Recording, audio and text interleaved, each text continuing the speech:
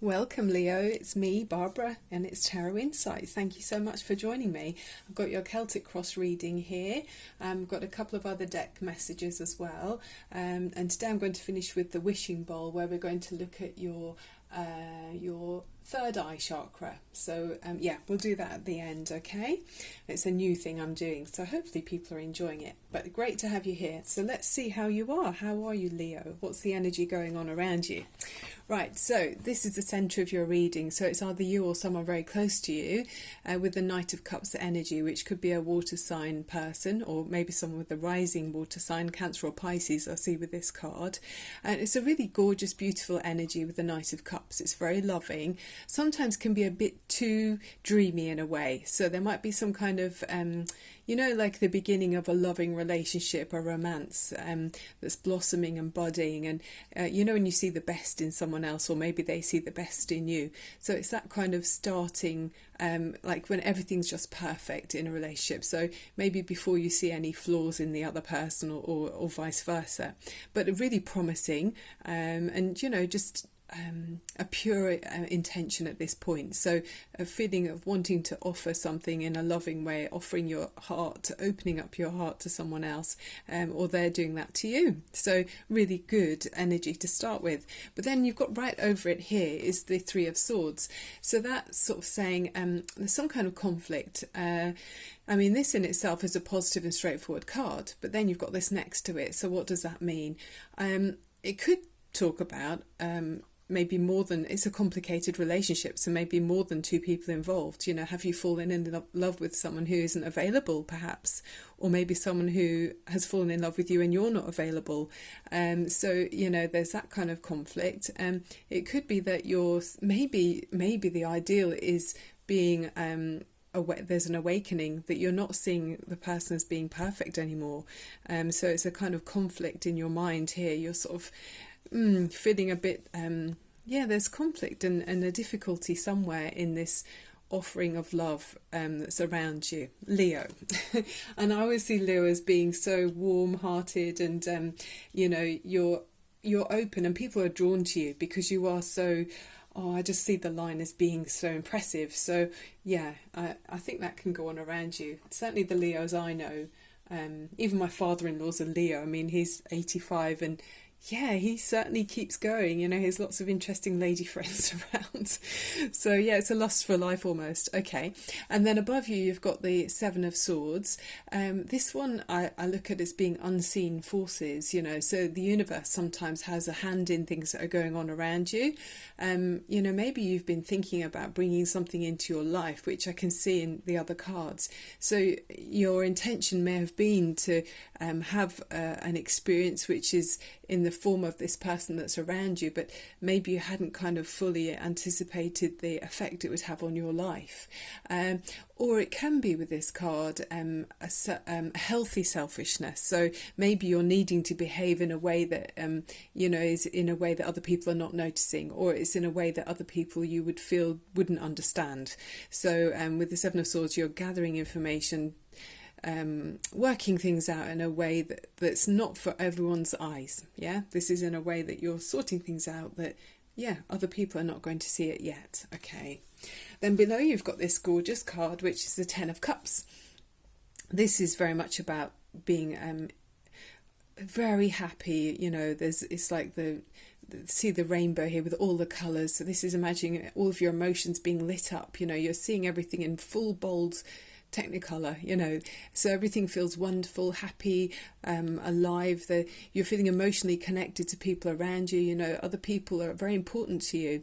So I mean, it could be through this energy of this Cancerian or Pisces person, and that I'm seeing it, you know, if it's you or someone around you. But there is a feeling of absolute emotional ecstasy here. You know, it's like the elixir of life almost. Drinking from this cup is giving you this absolutely wonderful happiness, isn't it? It's just a happy feeling. So yeah, it's interesting because it's kind of, you know, there's areas that are painful but also complete bliss here. So yeah, you're going through something that's quite different here.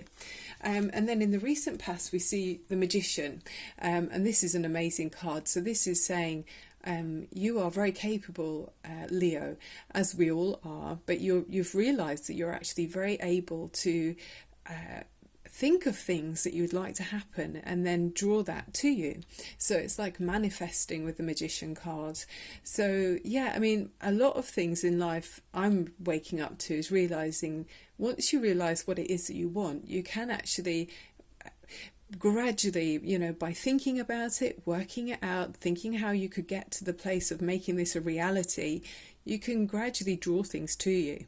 So part of the issue with everything in life, I'm thinking, is realizing what it is that you want. And this card here is saying you are realizing what it is you'd like and to bring into your life, and bringing it towards you. So opening up the channels of imagination and creative energy, and applying those things to whatever it is in your life, whether it's a person, a place where you feel emotionally happy and fulfilled, which is obviously, I would have thought, what most people would like, is to feel absolutely happy, whatever it is that makes you happy. It can be finances, it can be emotionally understanding and connecting with someone, feeling in love with someone, but some people value material things, so maybe that's bringing you to your state of absolute emotional happiness, like you see in this card here.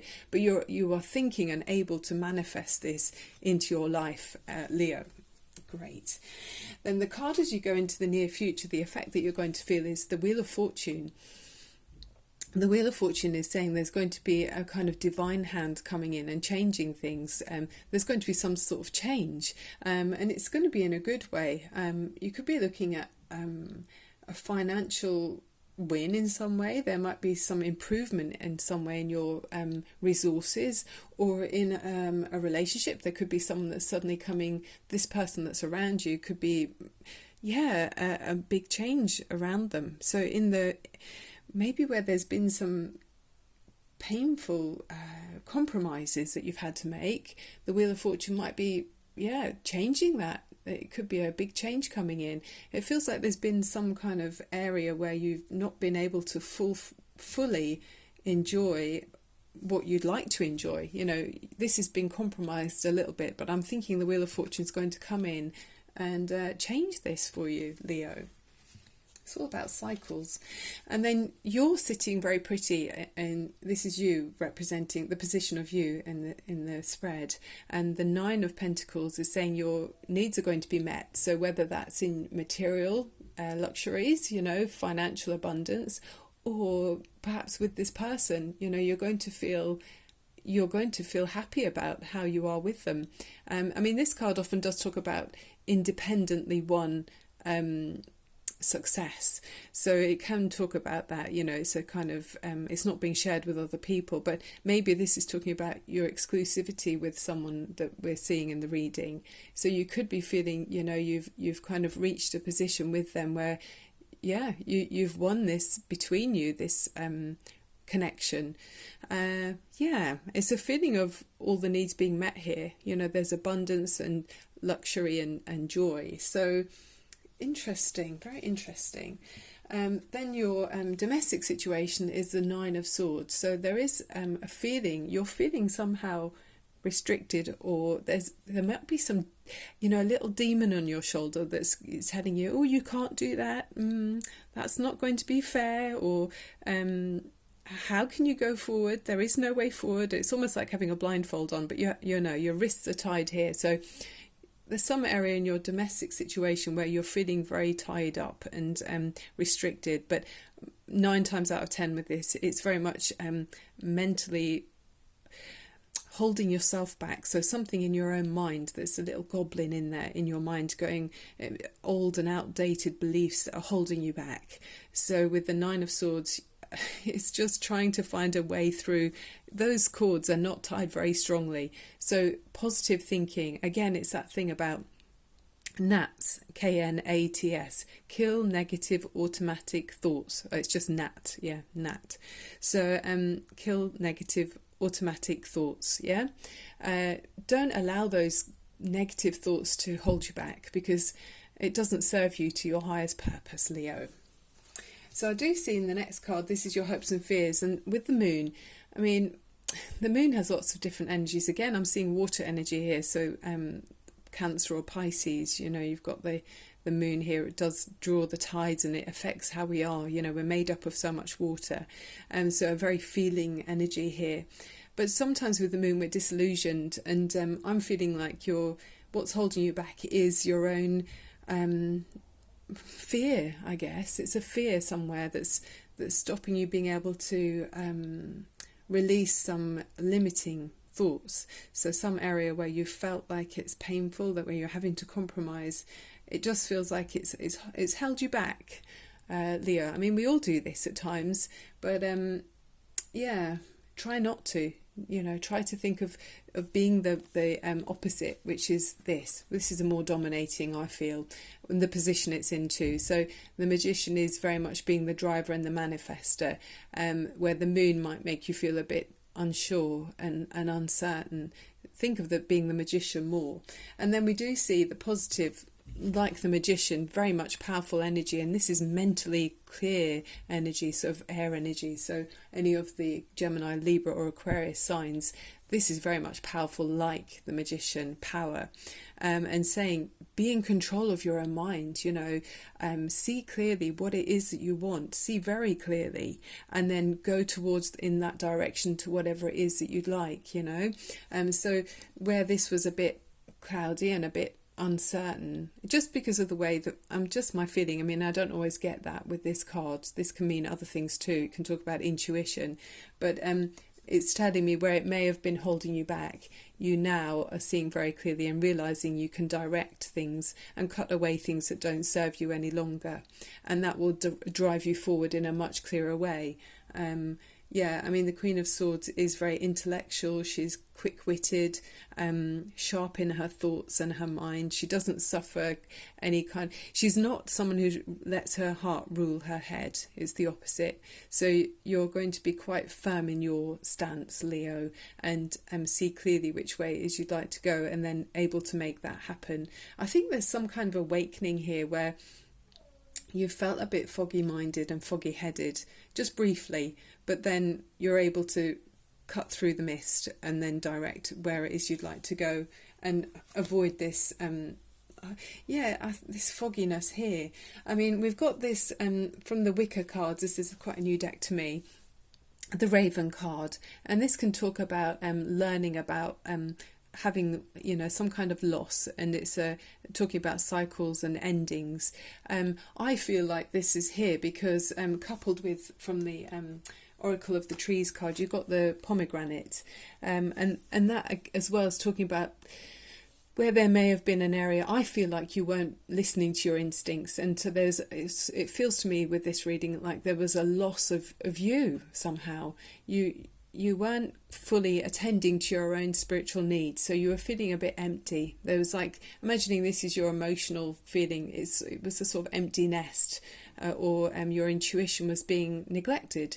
So here I'm thinking with the more fruitful feeling of the pomegranate, where it's talking about, you know, much more listening to your intuition and being much more led by your what's the word?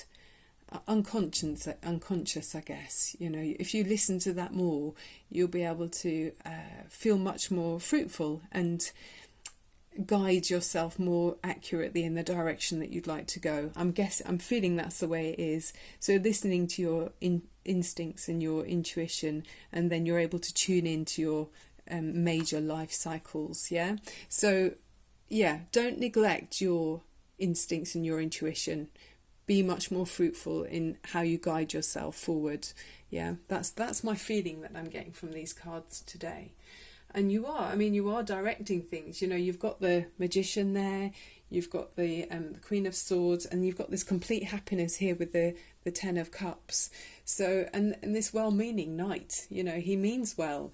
So what I'm thinking to help you to attend to your intuition and your instincts is that we're going to look at your third eye chakra today. So that's using your intuition and your psychic ability. So it's opening up your sixth sense. So I'm going to use the wishing bowl to help to open that chakra for you.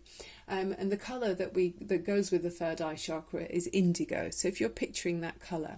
Okay, so if you could sit comfortably, and not be driving. And then you can close your eyes and at the same time take a deep breath in through your nose. And then exhale through your mouth. And just let your body feel aligned. Open up your shoulders so your lungs can breathe openly and you can feel comfortable and chilled out, yeah? And taking a deep breath in through your nose again. And then exhale through your mouth. And then keep relaxing in that state as I make the singing bowl vibrate to us. And as it vibrates and rings, if you think of your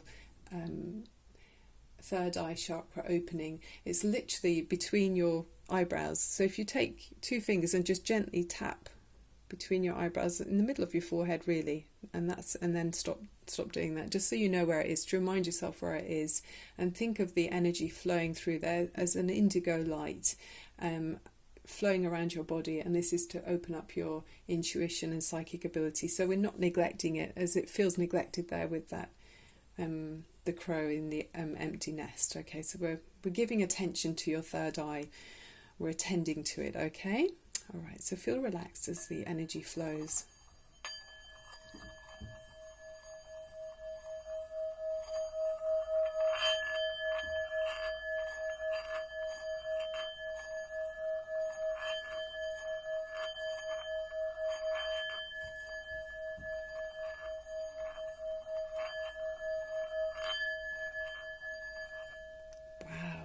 That's the best I've ever heard it do it, you know. Wow.